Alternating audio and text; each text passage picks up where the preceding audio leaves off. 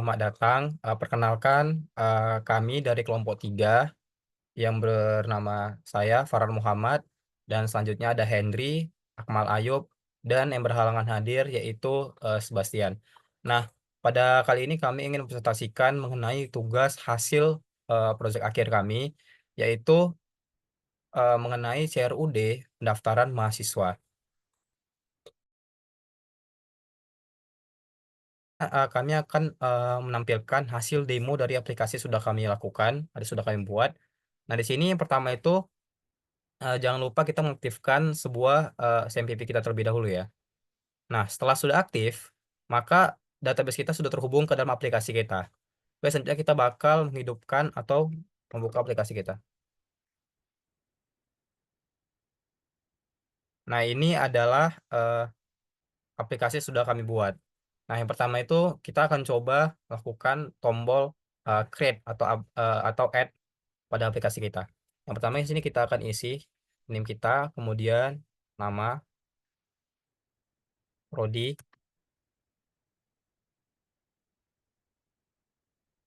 dan nomor HP.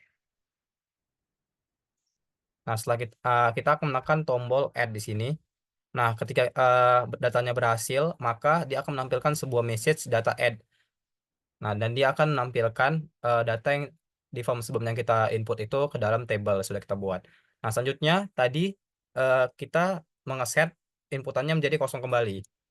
Nah, selanjutnya pada bagian edit, nah di sini kita harus menekan pada bagian tabelnya yang mana yang mau kita edit.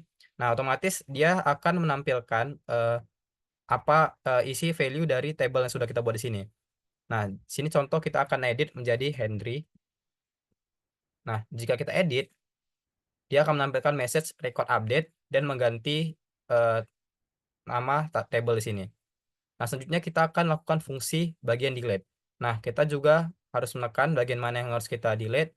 Nah, di sini selanjutnya kita bisa menekan tombol delete. Dan dia akan menampilkan sebuah message, apakah Anda ingin menghapus data ini? Nah, jika kita menekan yes, maka nanti datanya akan terhapus. Nah, dia akan menampilkan sebuah message, data telah dihapus. Kata oke, maka database-nya akan kosong kembali. Pada kali ini saya akan menjelaskan bagaimana sih menghubungkan sebuah aplikasi yang sudah kami buat ini ke database MySQL kami. Nah, yang pertama, kita akan membuat sebuah project baru, yaitu namanya mahasiswa.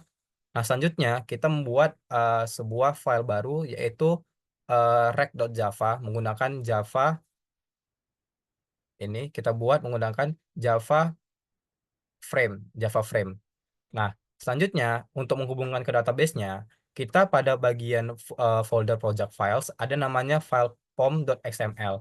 Nah, di mana isi dari pom.xml ini adalah sebuah library-library dari si eh, Java kita ya. Nah, selanjutnya di sini bagian dependensi, kita bakal menambahkan sebuah library dari MySQL, yaitu MySQL Connector-G, di mana fungsinya ini nanti adalah menghubungkan aplikasi kita ke database MySQL kita.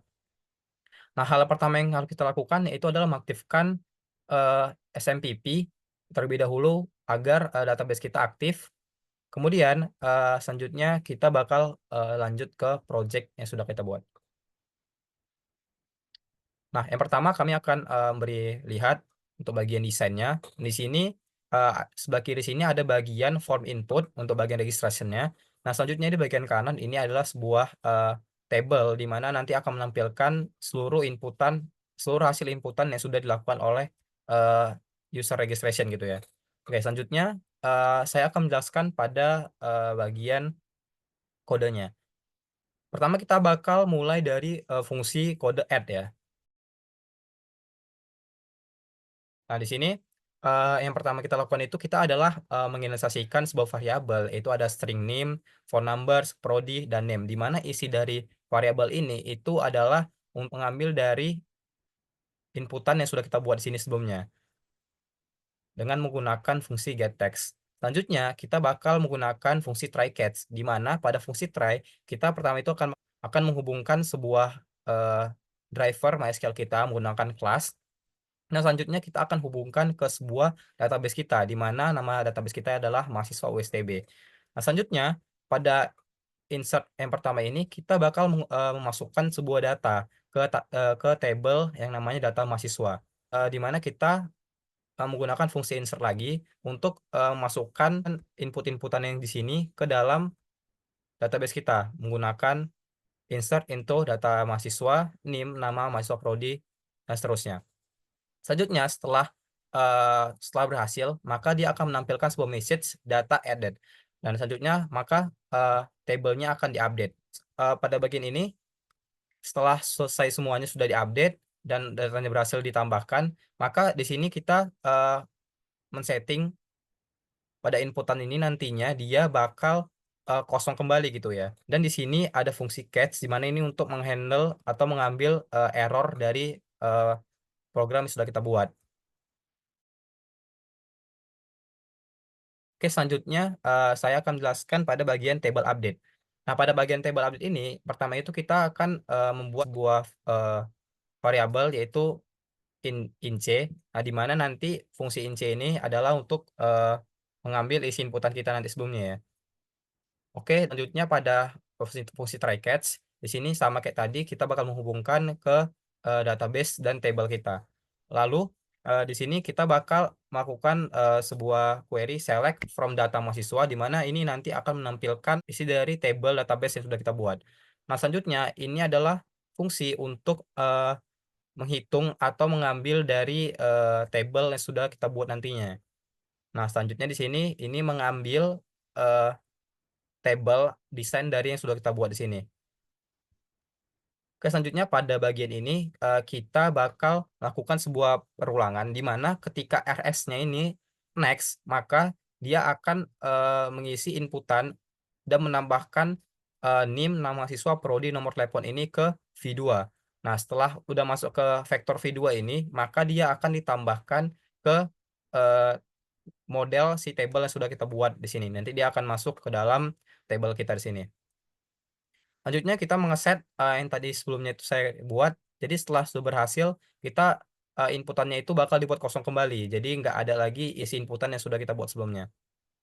Oke, ini adalah fungsi untuk nge-catch errornya dari program yang sudah kita lakukan. Selanjutnya kita bakal menjelaskan pada bagian fungsi update update button ya. Nah, di sini akan dijelaskan oleh Akmal. Kode ini mendapatkan model dari table atau JTable 1 dan menyimpan index baris yang dipilih oleh pengguna dalam variabel selected index. Dan kode berikut mengambil nilai dari baris yang dipilih di table untuk kolom pertama atau ID dan juga mengambil teks dari file input atau teks nomor HP, teks name, teks prodi, teks nama. Kode berikut menginisialisasi driver JDBC untuk MySQL, membuat koneksi ke database mahasiswa USTB dan membuat pernyataan SQL update untuk mengupdate data mahasiswa. Dan kode berikut setelah data berhasil diupdate, sebuah dialog pesan ditampilkan untuk memberitahukan pengguna bahwa data telah diperbarui.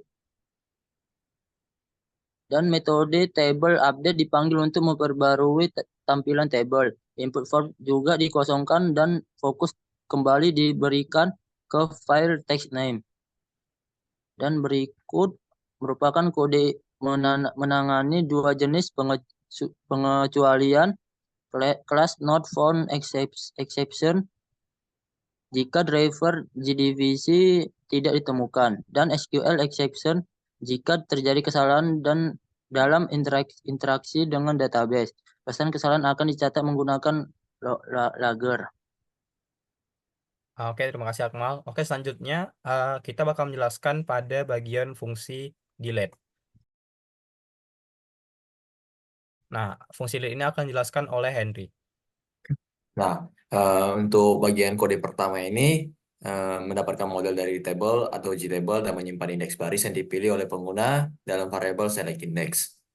Nah, selanjutnya itu ada fungsi try. Nah, kode ini untuk ngambil nilai baris yang dipilih di tabel untuk kolom pertama atau ID yang dianggap sebagai ID pengenal yang unik dari mahasiswanya. Selanjutnya itu ada Sebuah dialog konfirmasi ditampilkan untuk meminta konfirmasi dari pengguna apakah mereka ingin menghapus data tersebut. Jika pengguna memilih yes, nilai dialog result akan menjadi the option pane yes option. Nah, selanjutnya itu ada fungsi if. Nah, jika pengguna mengkonfirmasi penghapusan, driver JDBC untuk MySQL diinisiasikan dan koneksi ke database MySQL dibuat. Pernyataan SQL di delete dipersiapkan untuk menghapus data mahasiswa berdasarkan name. Parameter pernyataan SQL diisi dengan ID yang diambil sebelumnya. Setelah itu, pernyataan SQL dieksekusi untuk menghapus data. Setelah data berhasil dihapus, sebuah dialog pesan ditampilkan untuk memberitahukan bahwa pengguna bahwasanya data itu telah dihapus. Metode update table dipanggil untuk memperbarui tampilan table. Input form juga akan dikosongkan kembali yang diberikan ke file text name. Nah, untuk try catch untuk catch-nya ini untuk mengatasi error yang terjadi pada kode yang di atas itu. Oke, terima kasih. Nah, sekian itu penjelasan mengenai kode yang sudah kami buat. Oke, sekian mengenai presentasi dari eh, project akhir tugas kami mengenai pendaftaran mahasiswa menggunakan fungsi CRUD dan dihubungkan ke sebuah database.